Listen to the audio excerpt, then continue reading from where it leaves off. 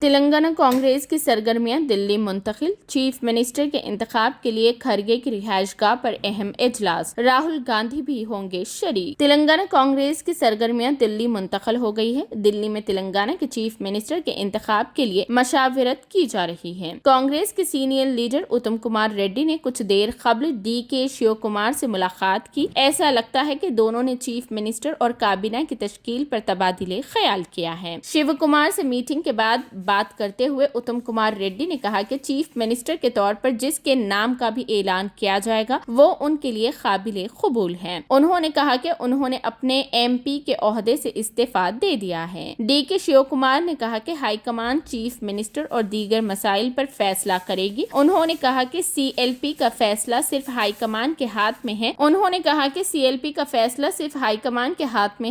نے کہا کہ کھرگے سی ایم امیدوار کا اعلان کریں گے۔ دوسری طرف راہل گاندھی نے دلی میں ملکارجن کھرگے کی رہائش گاہ پر سینئر لیڈر کے سی وینوگوپال اور ڈی کے شیو کمار سے ملاقات کی۔ فی الوقت چیف منسٹر کے انتخاب پر بات ہو رہی ہے اور کچھ دیر میں واضح ہو جائے گا کہ چیف منسٹر کون ہے۔ اے آئی سی سی کے مبصرین دوبارہ حیدرآباد آئیں گے اور اس بات کا اعلان کریں گے کہ کون چیف منسٹر اور ڈپٹی سی ایم ہوگا۔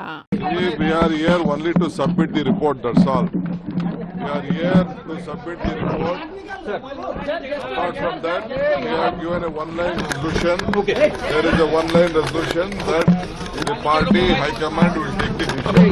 And the party high command will decide and we will inform you.